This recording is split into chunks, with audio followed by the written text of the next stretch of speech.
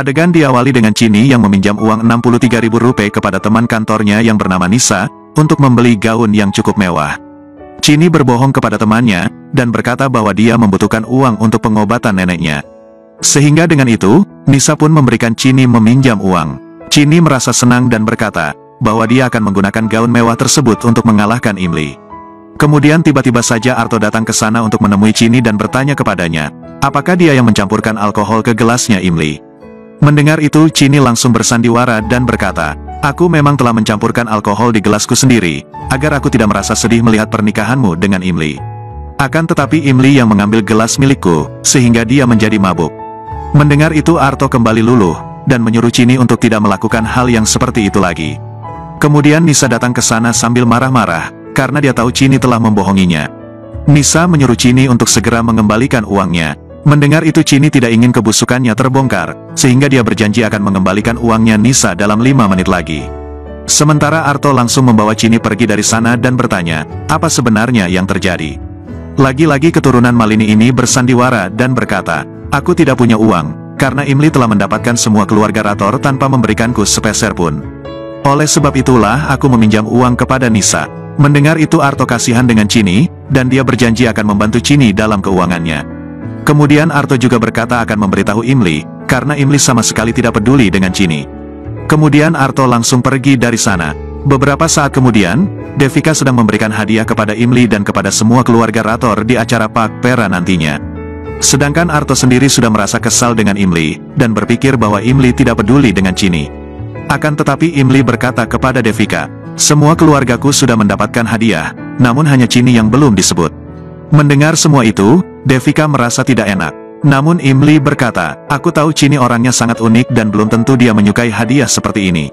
Jadi biarkan aku yang akan memberikan Chini hadiah nanti di jalan. Mendengar itu, Arto seketika itu menjadi kagum dengan Imli yang selalu memikirkan Chini. Kemudian Imli langsung masuk ke kamarnya untuk bersiap-siap. Arto mengikuti Imli ke kamar, dan meminta maaf karena Arto telah memarahi Imli. Dengan senyuman Imli berkata tidak apa-apa, dan kemudian dia mengikat sampul di pakaiannya. Arto bertanya, kenapa kau melakukan itu? Imli berkata, aku mau mengingat berapa kali kau marah kepadaku, supaya aku bisa memperbaiki diriku. Mendengar itu, Arto terdiam kagum dengan sikapnya Imli. Ditambah lagi Imli menulis namanya Chini di hadiah paling berharganya. Lagi-lagi Arto bertanya, kenapa kau menulis namanya Chini? Imli berkata, sejak kecil jika aku mempunyai sesuatu, maka Chinilah yang harus mendapatkan semua itu terlebih dahulu daripada diriku. Mendengar itu, lagi-lagi Arto kembali terdiam menatap Imli. Di sisi lain semua keluarga Rator sedang menunggu kedatangan Imli, dan mereka berkata akan mempersiapkan Imli makanan yang sangat enak. Sementara Chini sendiri merasa sangat kesal mengetahui jika bosnya telah memotong gajinya, karena Chini telah cuti beberapa minggu. Chini berkata bahwa semua ini gara-gara pernikahannya Imli. Akan tetapi Chini tiba-tiba saja tersenyum, seperti orang yang telah mendapatkan ide baru. Kembali kepada Imli dan Arto yang sedang berada di dalam mobil, sambil Imli membicarakan mengenai semua kebaikan keluarganya Arto. Mendengar itu Arto terdiam, dan dia berpikir bahwa Imli lebih mengenal keluarga Rana daripada Arto sendiri. Dan singkat cerita Arto dan Imli telah sampai di rumah keluarga Rator. Melihat itu, semua keluarga menyambut Imli dengan kebahagiaan.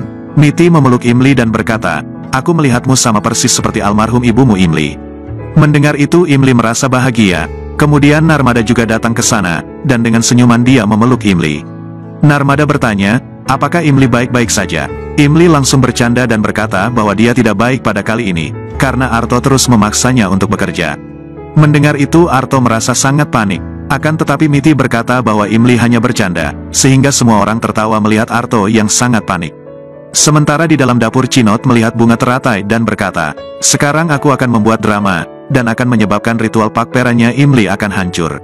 Semua keluarga akan memperhatikanku, dan mereka akan melupakan Imli. Kemudian Chini langsung menghirup bunga teratai tersebut, sehingga dirinya yang alergi dengan itu pun langsung batuk-batuk.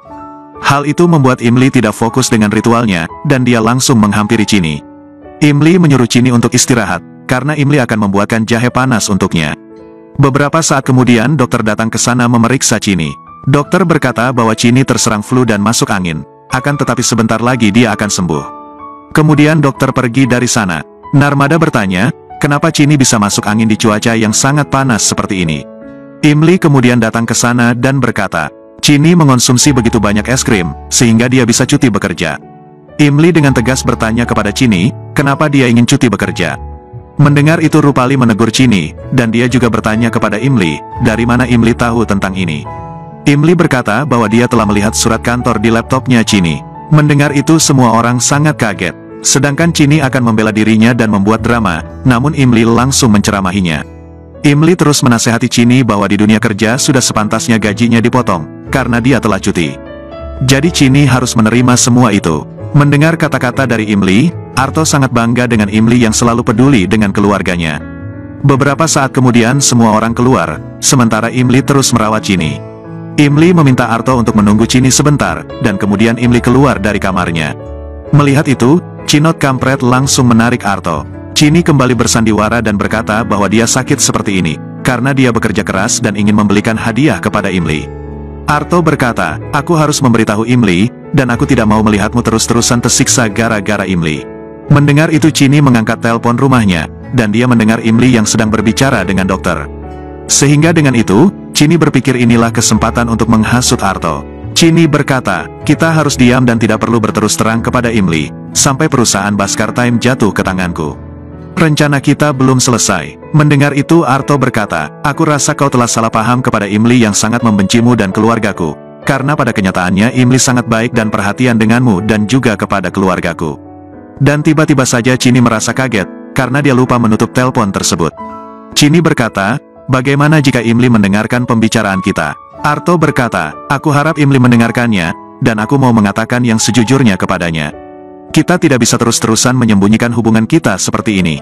Kemudian tiba-tiba saja Imli datang ke sana, dan dia merasa kaget melihat Arto dan Chini yang duduk berdekatan. Chini dan Arto juga sangat kaget melihat kedatangan Imli, dan mereka mengira kalau Imli akan marah kepadanya. Akan tetapi bukannya marah, malahan Imli memeluk Arto dan berterima kasih kepadanya yang sangat peduli dengan keluarganya. Imli juga meminta izin akan menginap di sini, sampai Chini benar-benar sudah sembuh. Mendengar itu Arto juga akan menginap di rumah keluarga Rator, dan dia akan pulang bersama-sama dengan Imli. Di malam harinya, Arpita dan Sundar berterima kasih kepada Arto, karena dia membiarkan Imli menginap di sini. Imli berkata bahwa dia akan merawat Chini, dan mempersiapkan ulang tahun untuk ibunya. Setelah itu Imli masuk ke kamar, dan Arto mengikutinya sambil menanyakan mengenai ibunya Imli. Imli berkata bahwa kedua orang tuanya telah mendirikan panti asuhan sebelum kematiannya. Oleh sebab itulah Imli ingin merayakan ulang tahun ibunya bersama dengan anak panti asuhan. Mendengar itu Arto berkata, bahwa itu ide yang sangat bagus. Imli berkata, ibuku selalu melakukan hal yang besar. Sangat sulit bagiku untuk menuruti langkah ibuku, karena dia adalah wanita hebat. Arto berkata, itulah sebabnya kedua orang tuamu memberikan nama Imli juga kepadamu, karena tidak sembarangan orang yang bisa melakukan hal hebat seperti Imli ibumu. Mendengar itu Imli tersenyum, sementara Chini merasa kesal mendengar Arto yang memuji Imli. Chini berpikir akan menarik perhatian Arto supaya tidak bermesraan kembali dengan Imli. Dan tiba-tiba saja lampu kamarnya Imli mati, karena secara diam-diam Arpita dan Rupali mematikan lampu tersebut supaya Imli dan Arto bermesraan. Melihat lampu yang mati Imli berjalan ke kamar mandi, dan berkata akan mengambil lilin hias kamar mandi. Arto yang takut Imli terjatuh karena gelap, dia pun mengikuti Imli dari belakang. Hingga Arto tidak sengaja menyalakan shower kamar mandi, yang menyebabkan dirinya dan Imli mandi berduaan. Dan tentunya adegan cie-cie pun terjadi. Chini yang melihat Arto dan Imli masuk ke dalam kamar mandi, Chini merasa sangat cemburu. Dengan sengaja Chini berpura-pura batuk, supaya Imli mengkhawatirkannya. Akan tetapi karena suara air yang deras membuat suara Chini tak terdengar, sehingga Arto dan Imli terus bermesraan sambil saling menatap. Hingga pada akhirnya Arpita kembali menyalakan lampu kamarnya Imli, dan kemesraan mereka pun terhenti. Sedangkan Chini akan membuka pintu kamarnya Imli. Namun Arpita melihat itu, sehingga dia langsung membawa jin pengganggu ini pergi dari sana. Kembali kepada Arto yang menawarkan handuk kepada Imli, dan kemudian Arto keluar dari kamar mandi.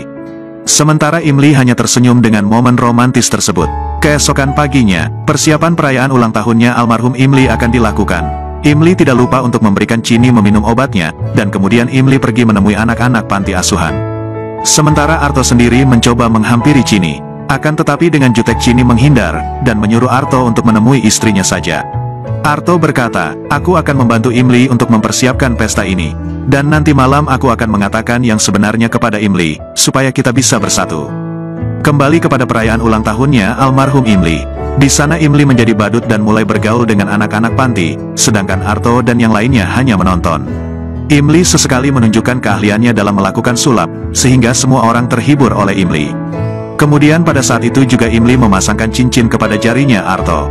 Chini yang merasa sangat kesal melihat itu akan pergi dari sana. Akan tetapi seorang anak menghentikan Chini dan meminta bantuan kepadanya. Namun Chinot yang sudah kesal langsung berteriak kepada anak tersebut dan menyuruhnya untuk melepaskan tangannya Chini. Melihat itu, semua orang merasa terkejut dengan tingkahnya Chini. Akan tetapi Imli lagi-lagi mencairkan suasana dengan mengajak semua anak untuk bergoyang, supaya semua anak panti asuhan tidak bersedih.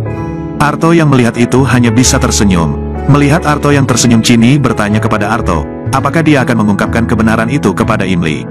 Arto berkata tidak sekarang, karena dia tidak ingin melihat Imli bersedih di acara ulang tahun ibunya. Mendengar itu Chinot merasa sangat kesal. Setelah itu Imli masuk ke kamar dan menatap foto mendiang Imli. Imli sambil menangis berkata, bahwa dia sangat merindukan ibunya. Arto yang melihat itu tidak tega dengan Imli yang bersedih, sehingga Arto langsung keluar memainkan DJ untuk menghibur Imli. Dan benar saja, Imli datang ke sana dan dengan senyuman dia mulai berdansa dengan anak-anak panti. Arto juga merasa bahagia ketika melihat Imli yang tersenyum. Akan tetapi beberapa saat berdansa, seorang anak pergi dari sana dan mulai menangis. Imli datang ke sana dan bertanya, kenapa kau menangis? Anak itu berkata, bahwa dia merindukan ibunya. Imli menenangkan anak itu dan berkata, walaupun ibumu telah tiada, tetapi berkatnya akan selalu bersamamu. Kau harus bahagia, supaya ibumu juga bahagia melihatmu. Mendengar itu anak tersebut langsung tersenyum, dan dia bertanya kepada Imli, apakah dia juga sedang bahagia bersama seseorang? Imli berkata sambil menunjuk Arto, dialah yang membuatku bahagia. Arto yang mendengar itu langsung tersenyum menatap Imli. Arto berkata di dalam hati, sampai saat ini aku belum mengenal siapa sebenarnya Imli. Namun entah kenapa, aku merasa sangat bahagia ketika melihatnya.